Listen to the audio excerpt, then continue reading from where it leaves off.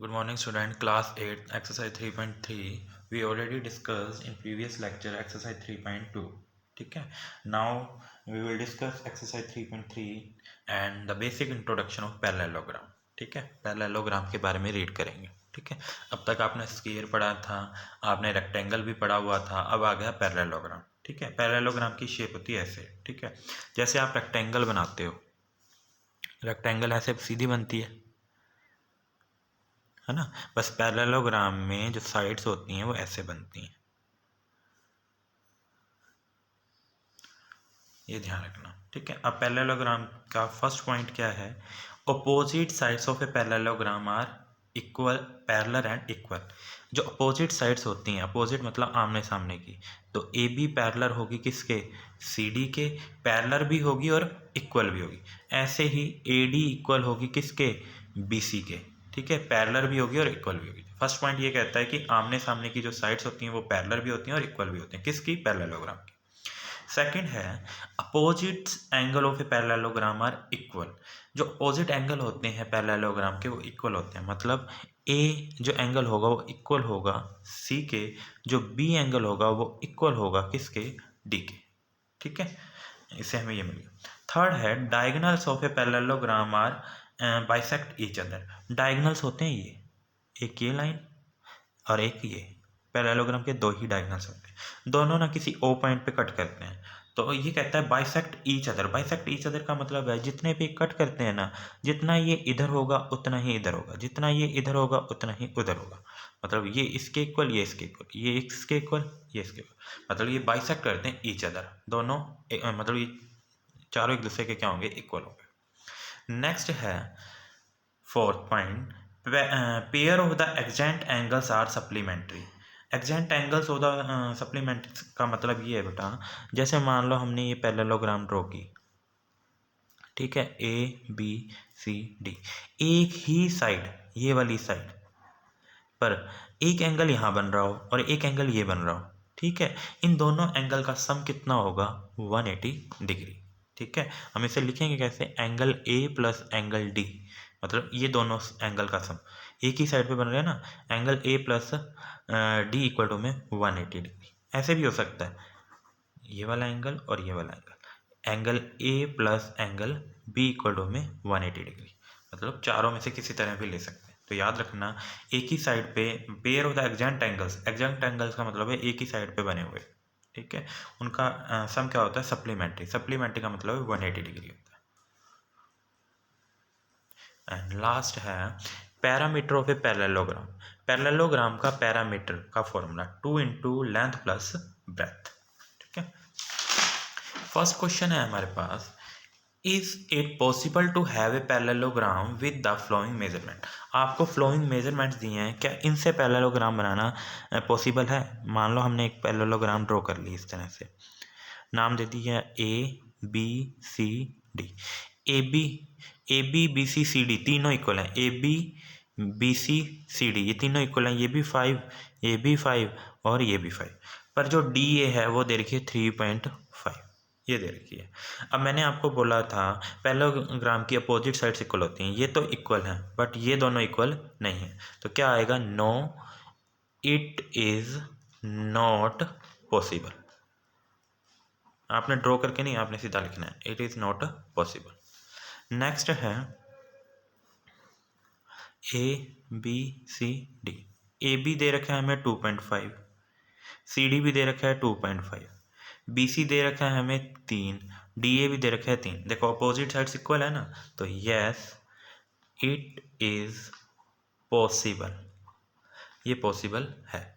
Next है हमारे पास ए B B सी. हम फिर ड्रॉ कर लेते हैं, ए बी सी डी.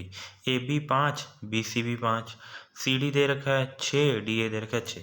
हमने बोला था अपोजिट साइड इक्वल होनी चाहिए. क्या ये इक्वल है? नहीं है इक्वल, है ना, नहीं है ना.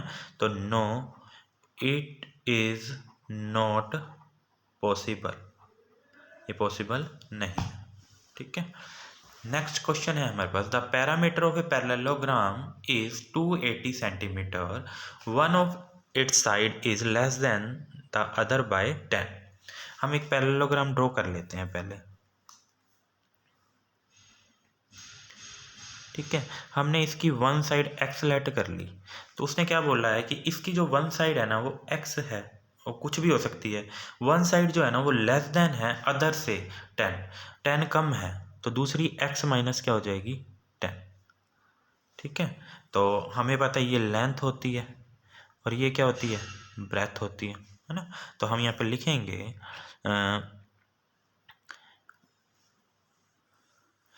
हम let one side of a parallelogram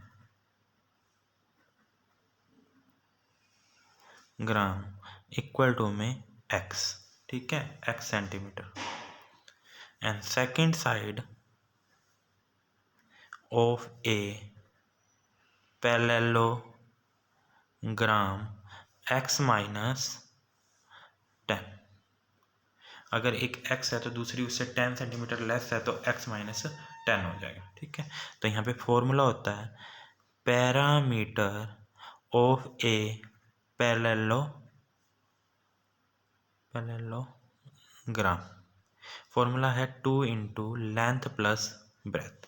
parameter of rectangle दे रखा है हमारे को, पैरेललोग्राम दे रखा है 280 इक्वल टू में 2 लेंथ, जो फर्स्ट साइड होगी वो हमारी लेंथ होगी, ठीक है, लेंथ कितनी होगी x, और जो सेकंड साइड होगी वो हमारी ब्रेथ होगी, तो x माइनस 10, 280 इक्वल टू में 2 x और x 2x minus 10, 280 equal to में 2 की मल्टीप्लाई 2 से होगी तो 4x, इससे होगी तो 20, 280 ये इधर माइनस का इधर आके प्लस का इक्वल टू में 4x, कितना हो गया 300 इक्वल टू में 4x, 300 ये मल्टीप्लाई में डिवाइड में आ जाएगा, कैंसिल करोगे तो कितना आएगा 75, तो x की वैल्यू आ गई हमारे पास 75।